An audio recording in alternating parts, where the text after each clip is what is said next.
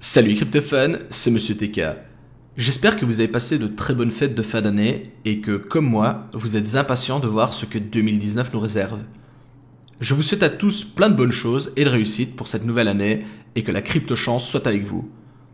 Aujourd'hui, je vous propose une vidéo toujours en lien avec le minage, car mes dernières vidéos sur le sujet semblent vous avoir fait pas mal réagir. J'ai reçu notamment énormément de questions de nombreux débutants et j'ai donc remarqué que certaines choses pouvaient encore être fort obscures. C'est pourquoi aujourd'hui, j'ai décidé de vous proposer cette vidéo, apprendre les bases du minage pour bien débuter. Alors, c'est parti!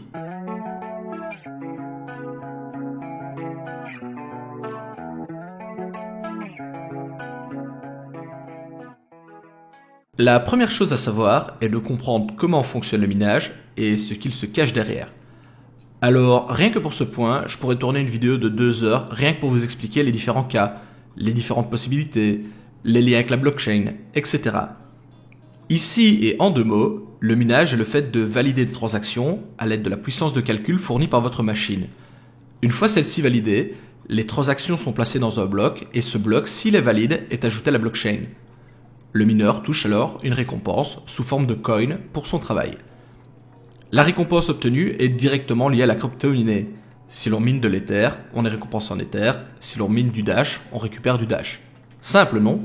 Petite précision, il faut bien évidemment que la crypto que l'on souhaite miner propose une phase de Proof of Work et soit donc minable par des mineurs.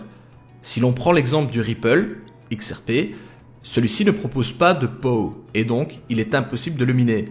Les transactions et blocs sont alors validés d'une autre manière, mais ceci n'est pas le sujet de cette vidéo. À partir de là, il est maintenant temps de choisir vos armes et d'une certaine manière son camp, afin de débuter dans le monde du mining. Il existe en effet 4 possibilités pour se lancer: les ASICs, les FPGA, le GPU, plus communément appelé carte graphique, et le CPU ou processeur. Commençons par l'ASIC. Il s'agit ici d'une puce hardware spécialement conçue et dédiée à une seule tâche, le minage. L'ASIC apporte avec lui une très grosse puissance de calcul pour une consommation contenue et permet donc un rapport taux de hash conso électrique très intéressant. La puce installée ne permet généralement que le minage d'un seul algorithme. Ils ont donc été développés en premier lieu principalement pour le SHA-256 qui est l'algorithme du Bitcoin, mais rapidement, d'autres versions dédiées à d'autres algorithmes ont également vu le jour, avec la possibilité de miner du script pour le Litecoin, du X11 pour le Dash, ou encore récemment de l'Equihash pour le Zcash. Le plus connu de tous les fabricants d'ASIC n'est autre que Bitmain, et je suis persuadé que si le monde du mining vous intéresse, des noms comme Antminer ne vous sont pas inconnus. Il existe également d'autres fabricants comme Halang qui proposent sa gamme Dragoon pour miner. Bref, il y en a pour tous les goûts et surtout toutes les bourses. L'ASIC apporte avec lui une solution clé en main, relativement simple à mettre en place, mais tout n'est pas rose pour autant. En effet, celui-ci n'étant dédié qu'à un seul algorithme, le choix des coins est relativement faible et il n'est pas possible de le changer par la suite. En dehors de cela, je pourrais tourner une vidéo uniquement dédiée au minage ASIC pour vous donner la totalité des pour et des contre. Cependant, n'étant pas moi-même un mineur ASIC, je vais m'arrêter là pour l'instant. Cela fera probablement partie d'une autre vidéo qui le sera entièrement dédiée. Je vais passer rapidement sur le cas FPGA, car cela reste encore à l'heure actuelle relativement marginal et il est très compliqué à mettre en place pour un néophyte. Mais ce qu'il faut retenir, c'est qu'un FPGA est une sorte de circuit programmable qui offre le meilleur des deux mondes. Celui-ci propose une puissance de hash très élevée, une consommation raisonnable, mais surtout, il offre la possibilité de miner n'importe quel algorithme. On a donc la puissance des ASIC et la polyvalence des GPU. Bref, c'est actuellement la Rolls du minage. Mais comme pour la voiture du même nom, les FPGA coûtent très cher même, et doivent être programmés et configurés avant de pouvoir miner. Il faut donc s'y connaître en hardware et en software si l'on souhaite se lancer dans l'aventure, et nous sommes à 1000 lieues de la difficulté d'installation et de configuration que l'on peut trouver dans le minage ASIC ou GPU. Cependant, une fois sur les rails, les puissances dépassent tout ce qu'il est possible d'imaginer à l'heure actuelle. Tout cela pour atterrir sur le minage GPU, et CPU par la même occasion, qui est celui que je pratique. Avant d'entrer plus dans ce sujet, sachez que dans 90% des cas, le minage CPU est identique à celui des GPU. et il n'est pas rare que des algorithmes CPU only finissent par être minés par des GPU si ceux-ci deviennent très rentables, la puissance d'un GPU étant bien supérieure à celle d'un CPU. Petite parenthèse, on observe la même chose pour le passage des GPU vers ASIC. Si on prend l'exemple de l'EKH, celui-ci est resté longtemps résistant aux ASIC. Cependant, depuis peu, celui-ci est maintenant minable via ASIC et il n'est donc plus intéressant de le miner à la carte graphique. Mais nous y reviendrons plus tard. Le minage CPU et GPU font partie des bases du mining et c'est notamment à l'aide de processeurs que les premiers bitcoins ont été minés. Le minage GPU offre la possibilité de miner pratiquement n'importe quel algorithme avec une puissance de hash variant en fonction du choix des marques et des modèles. Les possibilités sont donc très variées et il existe de très nombreux logiciels différents permettant de miner les différents algorithmes, chacun ayant ses particularités comme l'optimisation, les frais liés aux développeurs, la stabilité, etc. Il est également bon de savoir que de nouveaux algorithmes sont créés et que seuls les GPU offrent la possibilité de les miner rapidement, le temps qu'un soft de mining sorte. Bref, quand on débarque dans le minage, c'est généralement par cette voie que l'on commence. En effet, de nos jours, pratiquement n'importe quel PC, même de grande surface, est équipé d'une carte graphique plus ou moins puissante et permet donc de se lancer dans le monde du minage. Attention, comme toujours, débuter et apprendre ne veut pas forcément dire rentable. Pour cela, je vous renvoie à ma dernière vidéo sur comment miner vos premiers coins.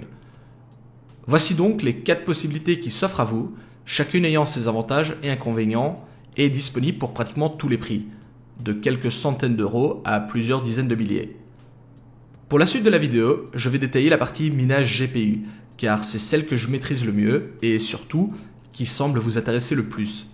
Sachez cependant que je ne suis pas fermé aux autres solutions de mining et si des vidéos plus spécifiques à une technique de minage vous intéressent, faites-le moi savoir en commentaire. Partons maintenant du principe que vous avez décidé de miner avec un ou plusieurs GPU. Le principe est le même que vous ayez une carte ou 200. Vous allez maintenant devoir déterminer quel algorithme miner. Pour cela, j'ai quelques conseils et astuces. Premièrement, évitez les algorithmes où les ASIC tournent, car la puissance dégagée par vos cartes est bien trop faible pour concurrencer ceux-ci. C'est une erreur classique de débutant.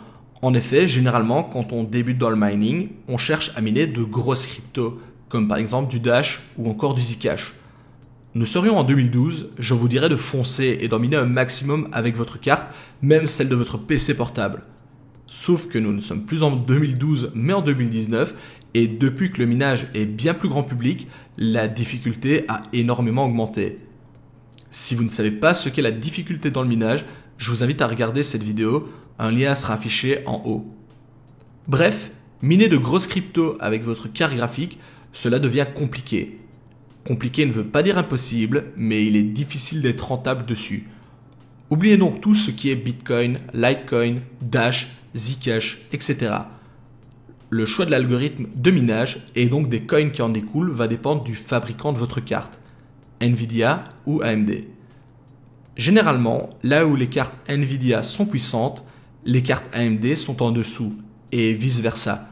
Là où les cartes AMD sont puissantes, les cartes Nvidia sont plus faibles. Attention, je n'ai pas dit qu'il n'était pas possible, par exemple, de miner un algorithme Pro AMD avec une carte Nvidia. Cependant, il serait dommage qu'une carte plus chère et plus énergivore propose moins de performance qu'une carte moins chère. Dans les grandes lignes, les cartes AMD sont très bonnes en Etherhash, Kryptonite Saber, Kryptonite Heavy, Kryptonite Heaven, etc. Nvidia est très bon en EKH 144.5, 192.7, le Lyra 2Z, le Tribu, le Xevan, etc. Une fois le choix de l'algorithme décidé, vous pouvez alors très facilement trouver les coins qui en découlent et faire vos recherches sur ceux-ci. Pour vous aider, je vous conseille de nouveau l'excellent site Pool Explorer qui regroupe les différents coins en fonction des algorithmes de minage, mais également les sites type comparateur en ligne comme What2Mine.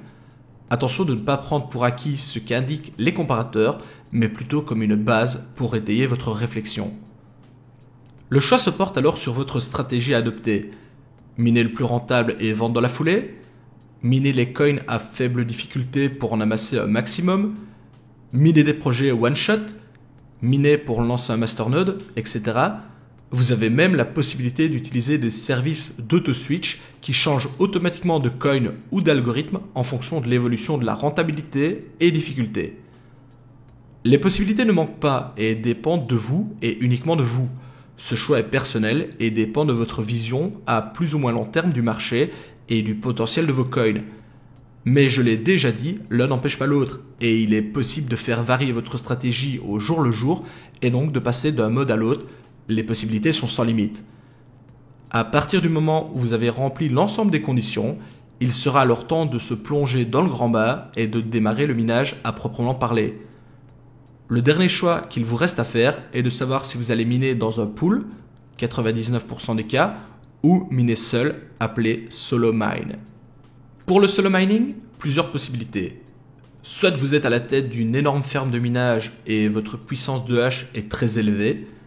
Vous avez alors la possibilité de miner seul de votre côté et de faire tomber des blocs, même sur le réseau où la puissance de hash totale est élevée.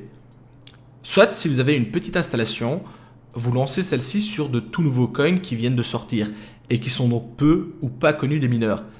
Il est alors possible de miner solo pendant quelques minutes, voire quelques heures et faire tomber quelques blocs. Tester et approuver. Ou alors, vous prenez la décision de miner des coins oubliés ou abandonnés des mineurs et où la puissance de hash sur le réseau est faible. Le risque à prendre est relativement important car si le coin est boudé des mineurs, c'est généralement pour de bonnes raisons. Mais parfois, cela réserve quelques surprises, qu'a vécu personnellement également. Il est donc fort à parier que dans 99% des cas, vous passiez par un pool de minage. Pour cette étape, je vous conseille une de mes précédentes vidéos pour en savoir plus sur comment choisir votre pool. Si vous êtes arrivé jusqu'ici, je vous félicite et vous devriez avoir appris les bases minimum pour vous lancer de façon efficace dans le minage. Ce monde étant tellement vaste qu'il faudrait plusieurs dizaines de vidéos pour le parcourir de long en large et nous n'avons ici qu'effleuré la surface.